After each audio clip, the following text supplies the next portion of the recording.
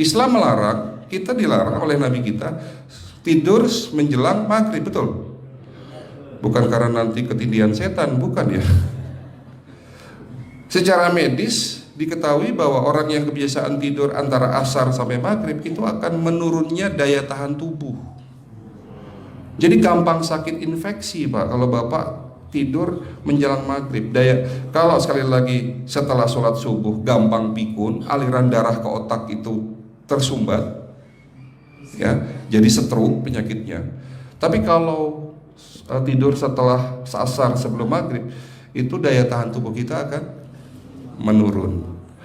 Materi terakhir ini 6 langkah praktis, ya, Bapak bisa lakukan di rumah mulai hari ini.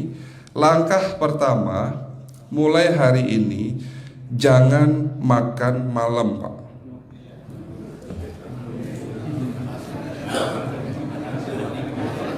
Ya,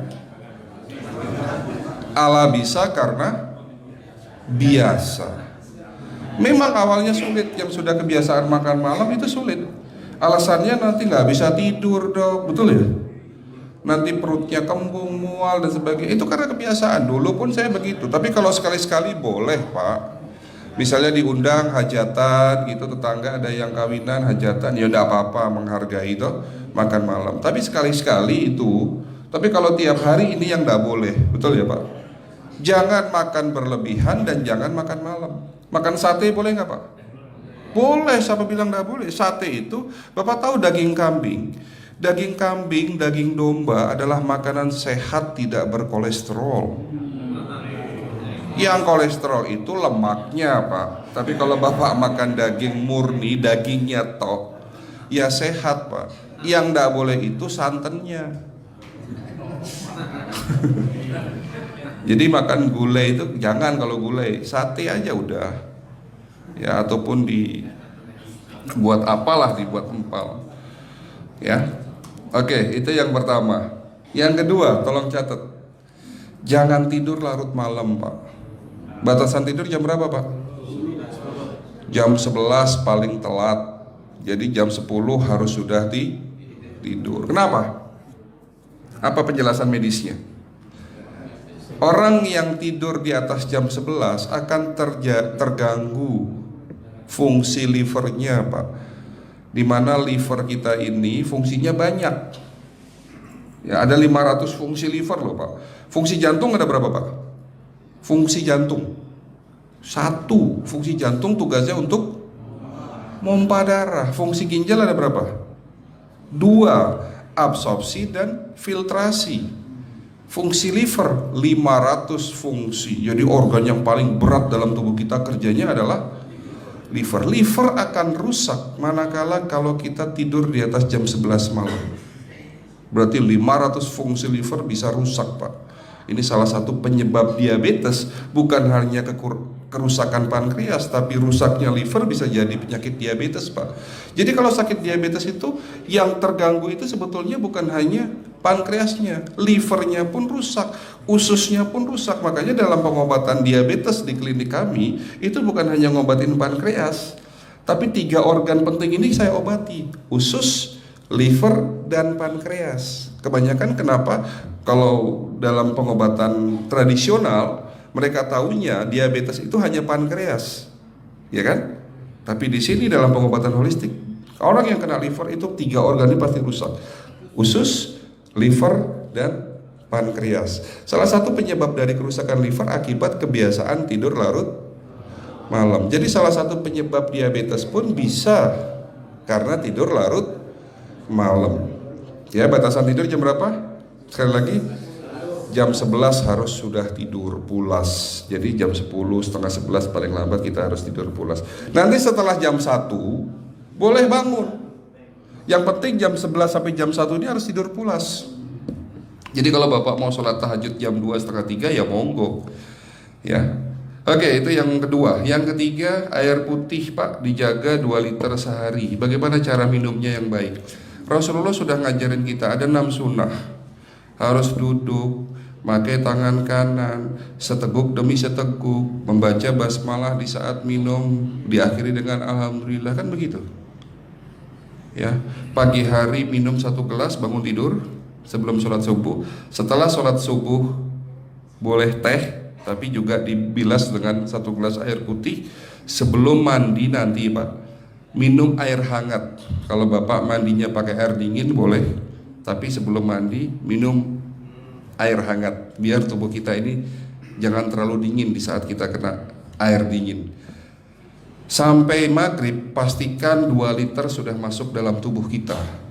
Malam mau tidur, tolong perhatikan Ibu ya, malam mau tidur jangan banyak-banyak minum. Nggak boleh minum malam itu segelas sampai 2 gelas mau tidur. Cukup seteguk 2 teguk saja. Karena kalau sampai kita minum mau tidur 1 gelas besar, ginjalnya malah rusak Pak. Ya. Oke, itu yang ketiga. Yang keempat, puasa. Lakukan puasa secara rutin, insya Allah kita sehat. Nah, untuk penjelasan atau materi puasa nanti bisa hubungin staf saya.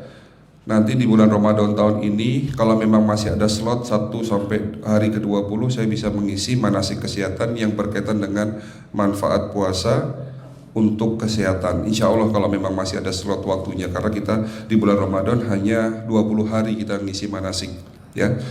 Oke, itu yang keempat. Langkah keempat. Langkah 1, 2, 3, 4. Langkah kelima.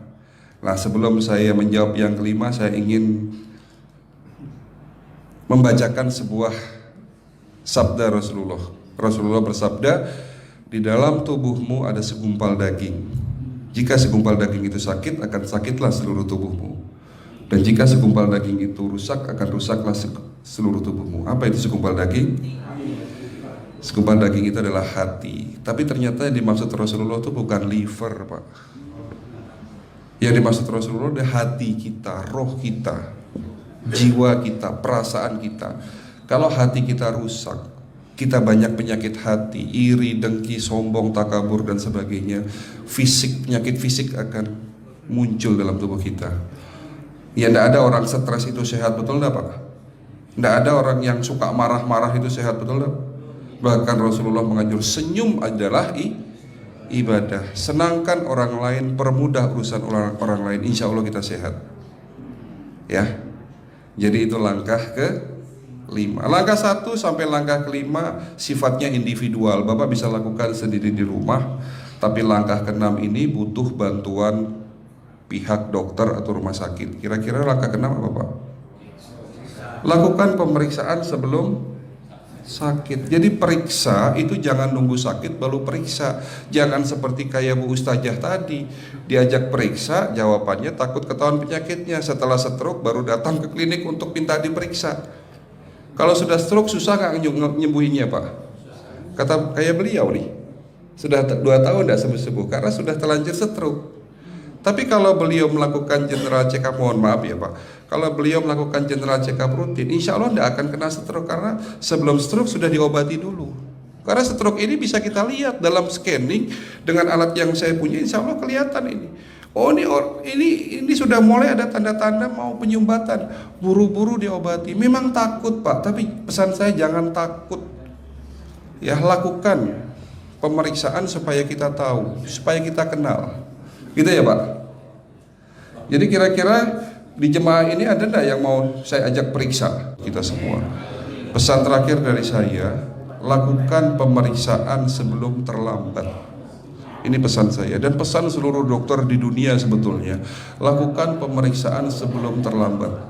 Ya, karena dengan kita melakukan pemeriksaan kita akan kenal tubuh kita. Kalau sudah kenal kita akan sayang sama tubuh kita. Betul Pak? Ada pepatah mengatakan tidak kenal tidak sayang. Cukup sekian dari saya. Mohon maaf kalau penyampaian kami kurang baik. Akhirul kalam, wabillahi taufiq wal hidayah. Wassalamualaikum warahmatullahi wabarakatuh.